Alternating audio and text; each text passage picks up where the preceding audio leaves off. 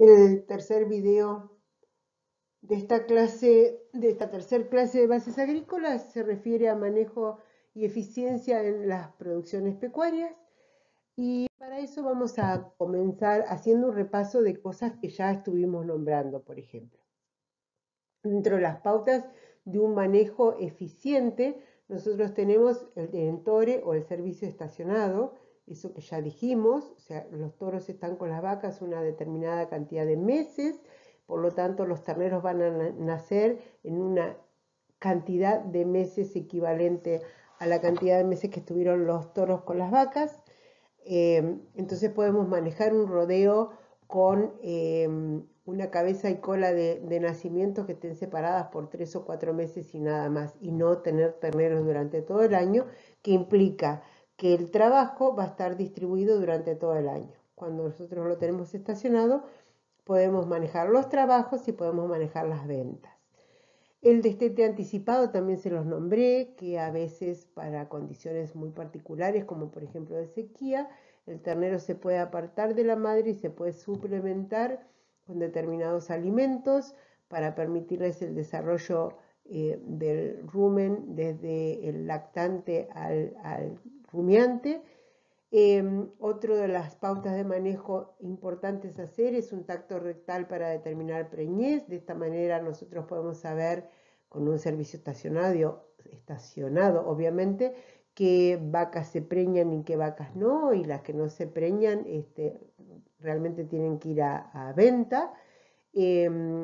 Poder controlar el refugo por edad y por sanidad, o sea, también vender los animales que se hacen viejos o que están enfermos. Saber que se puede realizar una restricción alimentaria otoño-invernal, porque eso coincidiría con una época de no tantos requerimientos de la vaca durante la gestación, en el trimestre del medio de la gestación. Y considerar que debe haber una realimentación gradual previo al parto, o sea, la vaca previamente al parto tiene que estar bien alimentada, o sea, se puede salir de la restricción y empezar a alimentarla bien antes del parto, y que después del parto la alimentación tiene que ser ad libitum, o sea, sin límite, a gusto, porque esa vaca está lactando. De esta manera, dentro de las pautas de manejo, se puede decir que hay que aprender a hacer una conservación de los excedentes de forraje para utilizarlos en el momento adecuado o de carencia de los mismos, y que se deben de realizar todas las medidas profilácticas y sanitarias que se aconsejan en los programas de acuerdo al tipo de sistema que estemos llevando a cabo. Este círculo, que ustedes lo van a ver muchas veces, es un ordenamiento del manejo del rodeo de cría en un ciclo anual, ¿no es cierto? Si ustedes siguen, por ejemplo, el círculo, la idea es que, por ejemplo, se vayan a octubre, entonces vean que hay un cartel que dice inicio de servicio, y hay uno en diciembre, entre diciembre y enero, que dice fin de servicio. Este es un servicio estacionado de primavera, octubre, noviembre y diciembre, 3 meses nada más. Y sigan el círculo. Fíjense que hay una realimentación en mayo, previo al principio de parición, que sería en junio. Y después, cuando dice principio de alimentación, dice alimentación ad libitum, o sea, sin restricciones, hasta fin de la aparición, ¿sí? Entonces, hasta ahí tendríamos ubicado lo que sería el servicio, la preñez y la aparición. Si ustedes acomodan el círculo otra vez, fíjense que al fin de la aparición y el inicio del servicio también hay una selección de vacas viejas y de venta de refugo, y que por otro lado se sigue, una vez que termina la aparición, desde el principio de la aparición en junio-julio al fin de la aparición septiembre-octubre, hay 3 meses, ¿no es cierto? Quiere decir que si dan toda la vuelta, vamos a tener un destete a fines de febrero con diferentes edades. que van a ir entre los 9 y los 6 meses. Entonces, o 9 y 8 meses. Entonces vamos a poder vender los terneros o apartarlos o destetarlos al menos para introducirlos en el sistema de invernada o pueden ir a venta. Entonces esta es una manera de organizar un ciclo en el cual estamos hablando de un servicio estacionado a 3 meses. Esto se puede hacer, hay servicios estacionados de 6 meses, hay servicios estacionados de 4, es una elección. Lo más adecuado sería hacerlo en 3 meses. A veces el ajuste no es tan fácil y a veces en algunos campos con déficit de instalaciones no siempre es tan fácil llevarlo a cabo porque uno puede hacer el retiro de toros, pero puede venir el toro de un vecino. O sea, esto conlleva a que para tener un manejo de servicio estacionado también las instalaciones, los alambrados tienen que estar acorde a las condiciones que nosotros queremos mantener durante todo el año. Sin embargo, bueno, cuando ya hemos realizado un ciclo y ya sabemos cómo se produce, hay una cosa que se define como el rendimiento. El rendimiento para cualquier sistema productivo se valora como la eficiencia de ese sistema y tiene que ver con la relación entre lo insumido, o sea, lo que se consume y lo que se produce. En un sistema ganadero, vamos a hacerlo bovino, pero en un sistema ganadero, nosotros vamos a tener un índice de eficiencia reproductiva, IER, y también un índice de eficiencia física, que es un IEF. Entonces, vamos a nosotros definir los dos, después vamos a quedarnos en este video con el índice de eficiencia reproductiva. Y en la próxima clase el ingeniero Gracia seguramente les va a hablar sobre los sistemas de engorde y se podrá hacer una ejercitación sobre la eficiencia de los sistemas de engorde. Si nosotros hablamos del índice de eficiencia reproductiva, nos referimos al porcentaje de preñez, cuántas vacas por ciento quedan preñadas en ese periodo de servicio estacionado, cuál es el porcentaje de aparición de terneros vivos, o sea, porque los terneros pueden morir durante la preñez o pueden morir al parto o previo al parto, y cuál es el porcentaje de destete, o sea, cuál de los terneros vive, bueno, en promedio 6 meses posterior al nacimiento con su mamá, y si hay un destete precoz, mucho menos, por supuesto. Pero también es importante saber cuál es el porcentaje de terneros que yo puedo llegar a destetar. Cuando nosotros hablamos de un índice de eficiencia física, lo que se evalúa es otra cosa. En el anterior todo tenía que ver con la reproducción, ¿no es cierto? En uno de eficiencia física se evalúa la carga animal, cuántos animales por hectárea, la distribución de la aparición, o sea, cómo es entre el principio y la cola de aparición, cómo se distribuyen los partos, el aumento diario de ganancia de peso vivo, o sea, cuánto es el aumento diario de los animales, cuál es el peso al destete y cuál es el peso a los 180 días. El destete puede realizarse antes o a los 180 días. El porcentaje de mortalidad de vacas y terneros, el porcentaje de reposición de vientres, que ya estuvimos hablando sobre el tema, la edad del primer entore, o sea, si las vaquillonas se van a entorar con qué cantidad de meses por arriba del año y pico de edad, la vida útil del vientre, cuánto tiempo dura una vaca madre siendo eficiente, y de esa manera los kilos de carne por hectárea por año que se pueden producir. Todo esto se relaciona con, o sea, relacionan la producción con la carga, ¿cierto? Cuando nosotros nos referimos a ¿Cómo evaluar la eficiencia de un rodeo de cría? Lo que hacemos es una planilla de procreo. Esto está sacado de un libro de Cardillo, que está muy bueno y que está también explicado con la referencia al libro anteriormente mencionado en el capítulo de eficiencia en el libro de bases agropecuarias. Entonces, los cuadros rayados no llevan números y desde ya les indico, los números en las fórmulas corresponden al número de fila en esta tabla, ¿no es cierto? O sea, uno anota cuántas vacas terminan el servicio, cuántas vacas se venden antes del tacto, o sea, cuántas vacas se tactan, cuántas vacas hay preñadas, cuántas vacas hay vacías, todos esos son datos que uno los va sacando a corral o por la venta, y después entonces hace el primer cálculo que es el índice de preñez, y el índice de preñez acá dice que es 4 sobre 1 menos 2. 4 es vacas preñadas, 1 es vacas que terminan el servicio y 2 vacas que se venden antes del tacto. O sea, en realidad es para que el índice de preñez lo hagamos sobre el rodeo actual, ¿no es cierto? Al hacerlo por 100 es el porcentaje de preñez. Si nosotros vendemos vacas preñadas, ponemos el número y después anotamos el número de terneros nacidos.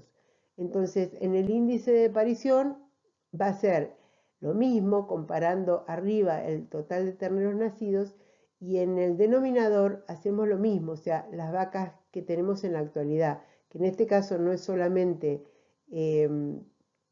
las vacas que terminan en el servicio menos las vacas que se venden antes del tacto, sino también las vacas que se venden preñadas. Por ciento, esto nos da el índice de parición.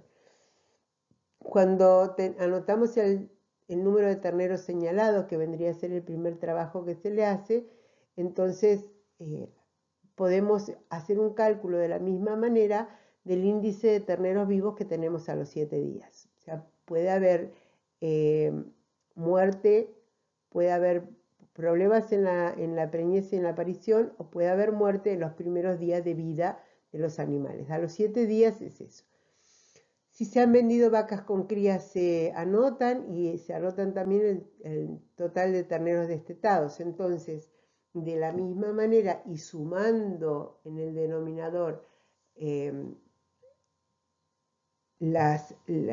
de manera tal que volvamos a considerar solamente las vacas actuales, vamos a tener el total de terneros destetados menos las vacas que terminan el servicio, menos las vacas que se vendieron antes del tacto, menos las vacas que se venden preñadas, menos la venta de vacas con cría. Ese va a ser efectivamente nuestro índice de destete. ¿Por qué esta planilla? Porque ustedes van a ver que esto nos va a permitir ver a dónde podemos tener problemas, ¿no es cierto?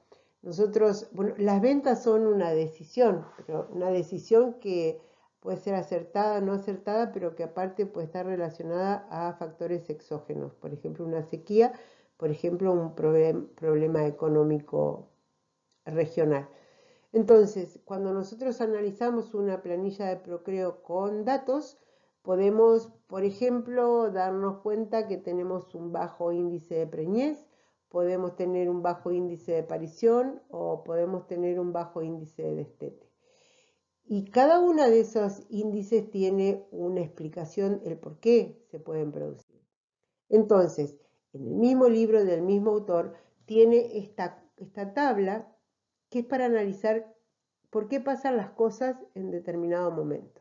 Si nosotros tenemos un montón de vacas, pero cuando nos damos cuenta que miramos las vacas, le hacemos tacto y no tenemos vacas preñadas, podemos tener problemas de toros, muy probable que tengamos problemas de venerias, podemos tener, de acuerdo a la categoría de hembra, ¿no es cierto? Vaquillona de primera, del segundo año y vacas con cría.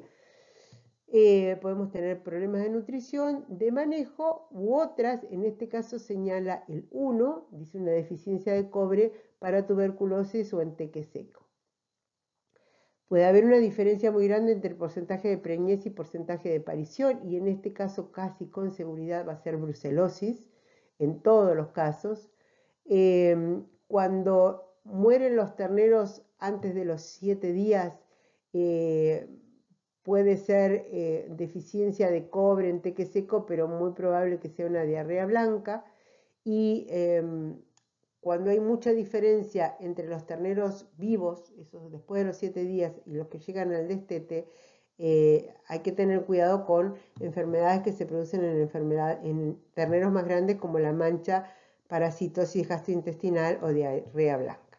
Entonces, vuelvan sobre este tema porque el primer trabajo práctico tiene que ver con esto. O sea, en el primer trabajo práctico tienen ustedes varias planillas de Procreo. La primera es una llenada completa, como para decirles, bueno, así se hicieron las cuentas. Y las otras tienen un llenado parcial y ustedes después deciden. Deciden o ven qué pudo pasar para que pase eso, ¿no es cierto? Hay algunas que, por ejemplo, tienen una gran falta de nacimientos a pesar de que las vacas estaban preñadas. Entonces, seguramente ustedes van a buscar el motivo, va a ser brucelosis y lo van a explicar. Y también en ese mismo trabajo práctico tienen que llenar un pequeño glosario para que puedan saber qué quiere decir enteque seco, leptospirosis, o sea, pequeño para ingresar en este tema de los nombres de las enfermedades que se pueden producir en los animales. Entonces, de eso se trata el primer práctico. Hay además varias cosas que se pueden hacer en un campo, que es las planillas de movimiento de Hacienda, ¿no es cierto? En algunos casos lo que se hace es simplemente anotar la cantidad de animales que se tienen, ¿no es cierto? Entonces, por ejemplo, en algunos animales se tiene el peso real, en otros no, o sea que a veces se tiene la cantidad exacta de kilos que están arriba de un potrero o de un campo.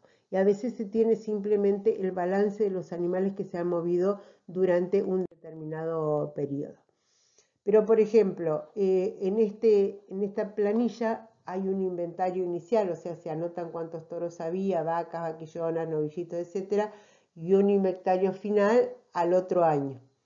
Fíjense que se fija uno qué diferencia hay en número, pero también qué diferencias hay en pesos de carne en ese campo. Fíjense que los valores generalmente dicen valores índices, o sea, uno estima el peso de los toros, por ejemplo, y de las vacas en 500 y en 380 kilos respectivamente, pero fíjense que el peso de los novillitos tiene un asterisco que dice peso real, porque evidentemente ese es la venta, ¿no es cierto? Entonces, en esta planilla de diferencia de inventario, nosotros vamos a tener que algunas categorías aumentan y otras categorías disminuyen, porque se han pasado de categoría, por ejemplo. Y cuando uno quiere hacer la producción total de carne, que está en la parte de abajo, uno hace una cuenta que está relacionada con los kilos vendidos, menos los kilos comprados, cuando se compran, por ejemplo, los terneros, más o menos la diferencia de inventario. Entonces, si se van hacia la tabla de atrás de la diapositiva anterior, teníamos el total de kilos vendidos, el total de kilos comprados en terneros, la diferencia de inventario es ese 22.540 que está ahí, menos 16.640, que son los 5.900 kilos. Entonces, la producción total de carne es de 92.857 para este establecimiento. Dividido la cantidad de hectáreas va a ser, por ejemplo, la producción de kilos de carne por hectárea. Entonces, estas son formas de evaluar la producción y yo no me explayo mucho más porque seguramente Quique, cuando les dé engordes y alimentación a corral, seguramente va a hablar más sobre los cálculos que se realizan, en ese caso que lo que está en juego son los kilos. Cuando uno tiene un campo mixto, tiene que hacer un cálculo de la superficie ganadera destinada a la cría. La superficie útil de un campo es la superficie total del campo menos la superficie no utilizable. Si uno tiene una laguna hay que descontarla, si uno tiene un pico rocoso intransitable, hay que descontarlo. Entonces esa sería la superficie útil, es la superficie total menos descontar la que no se puede usar. La superficie ganadera de ese campo va a ser la superficie útil menos la superficie que se usa para agricultura o para granos que van en lugar de alimentación directa a cosecha. La superficie ganadera para vacuno va a ser la superficie ganadera obtenida anteriormente menos la superficie destinada a otros animales, y obviamente la superficie ganadera de cría va a ser la superficie total destinada a la ganadería menos la superficie destinada a invernada. Entonces de esa manera uno tiene el cálculo de la superficie de un campo destinado a la ganadería. Y otros términos que me gustaría comentarles en este momento, porque los vamos a volver a usar de acá en más, es cómo se habla de la carga animal cuando se habla de cuántos animales se pueden poner en el campo. Normalmente, para cría podés tener tantas vacas de cría, pero bueno, ¿cuánto tiempo? Entonces, a alguien se le ocurrió definir unidad vaca, de la misma manera hizo unidad oveja, hizo unidad equino, pero bueno, vamos por unidad vaca y unidad oveja. Como estamos hablando de un sistema de cría, la unidad vaca es el promedio anual de los requerimientos conjuntos en condiciones de pastoreo de una vaca de 400 gramos de peso que gesta y cría un ternero hasta el destete a los 6 meses de edad con aproximadamente 160 kilos de peso, incluyendo el forraje que consume el ternero. Entonces acá lo que pasa es que se consideran los requerimientos de la vaca durante todo un ciclo anual, pensando que esa vaca tiene periodos de gestación, de lactación durante todo el año. Si en lugar de vaca de cría tuviéramos novillos, el equivalente de los requerimientos de un novillo sería un novillo de 410 kilos de peso que aumenta 500 gramos por día, sería igual a un equivalente vaca, ¿no es cierto? A la vaca que se cría con el ternero. La unidad oveja es el promedio anual de los requerimientos conjuntos en condiciones de pastoreo de una oveja de 50 kilos, con un cordero hasta el destete a los 3 meses, incluyendo los requerimientos para la gestación y el forraje consumido por el cordero hasta el destete, ¿sí? También un promedio anual, piense que generalmente tenemos más de una producción anual. Y hay una relación entre la unidad vaca, que es igual una unidad vaca a 6,31 unidad oveja, y una unidad oveja es igual a 0,16 unidad vaca. Entonces esto es como para comenzar a incorporar una terminología que vamos a usar cuando hablemos de la productividad primaria neta de un campo, de cuánto tiempo se puede utilizar un campo de acuerdo a la cantidad de comida que tenga. Entonces, hasta acá llegamos con la parte de rodeo de cría, y el trabajo práctico es el que describí hace un ratito.